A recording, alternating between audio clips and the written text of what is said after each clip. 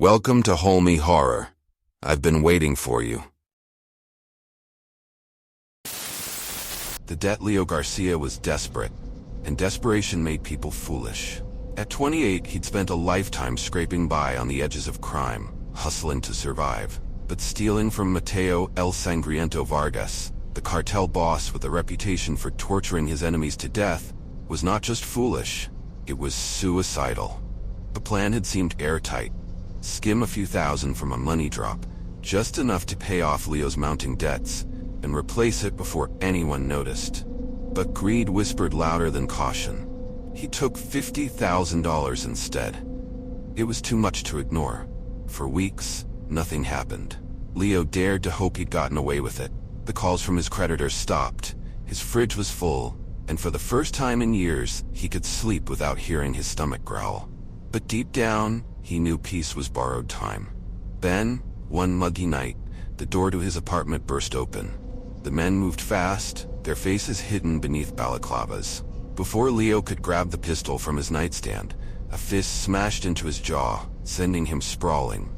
A sack was shoved over his head, the world plunged into suffocating darkness, and he was dragged from his apartment. The ride was long and silent, save for the rumble of the tires and Leo's muffled grunts. When the car stopped, he was yanked out and shoved into what smelled like a dank basement. The hood was ripped off, and he squinted against the harsh glare of a single bulb swinging from the ceiling. Mateo Vargas sat in a chair in the center of the room, flanked by two hulking enforcers. Dressed in an impeccable white suit, he looked more like a businessman than the butcher his nickname implied. Yet his eyes held a glint of malice so profound it froze Leo's blood. "Leo," Mateo said, his voice smooth, almost friendly. "Do you know what I value above all else?" Leo's throat tightened. He shook his head. "Trust," Mateo continued. "Trust is the currency of my business. Without it, there is chaos. And you, my friend, have introduced chaos." I was going to pay it back," Leo stammered. "I just needed." Mateo raised a hand, silencing him.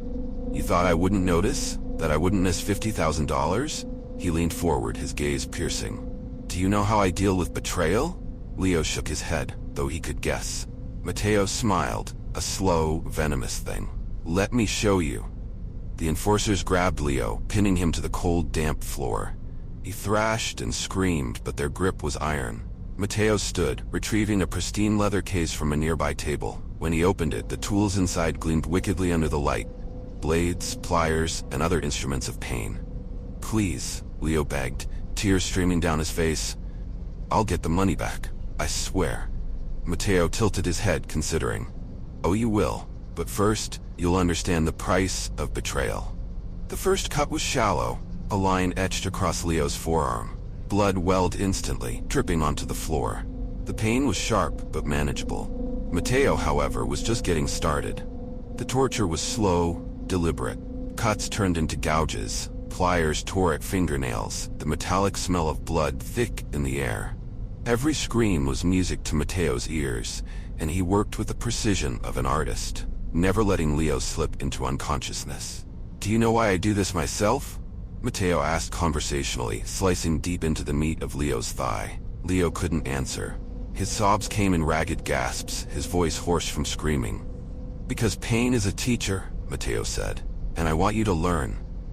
When Mateo finally stepped back, Leo was a trembling, blood-soaked wreck. His body felt like it was on fire, every nerve screaming in agony. But the worst was yet to come. "Bring her in," Mateo said, snapping his fingers. The door opened, and Leo's stomach plummeted. Two men dragged a woman into the room, her wrists bound, her mouth gagged. It was Rosa, his younger sister. "No," Leo cried, his voice raw. "She has nothing to do with this, please." Mateo crouched beside him, his voice dripping with mock sympathy. "Actions have consequences, Leo, and betrayal doesn't just hurt you, it hurts everyone you love." Before Leo could say another word, Mateo pulled a knife from his case, its blade curved like a fang. He handed it to one of his enforcers and gestured toward Rosa. "Let him watch," Mateo ordered. The enforcer stepped toward Rosa, and Leo's screams echoed off the walls as the man began to work. The sight was unspeakable. Blood sprayed, pooling on the floor. Rosa's muffled cries turned into choking gasps as the enforcer carved her like a slab of meat. Mateo held Leo's head, forcing him to watch every second. "Stop it. I'll do anything, please," Leo sobbed, his voice breaking. When it was over, Rosa lay lifeless on the floor, a grotesque shell of the vibrant woman she had been. Mateo rose, wiping his hands with a silk handkerchief. "Take him to the pit," he said. Leo barely had the strength to resist as the enforcers dragged him from the room. They led him outside, where the night air was thick with humidity and the stench of decay. The pit was a crude hole in the ground, its sides lined with jagged rocks. Flies buzzed around its edges, drawn by the stench. As they lowered him in, he realized what lay at the bottom: corpses, rotting and bloated. "This is where liars go," one of the enforcers sneered. They dropped him unceremoniously onto the pile. Pain lanced through his body as his mangled limbs struck bone and decomposing flesh. Above, Mateo peered down, his face a mask of cold satisfaction. "Enjoy your new home, Leo," he said. "You earned it." The last thing Leo saw before the lid slammed shut was Mateo's cruel smile.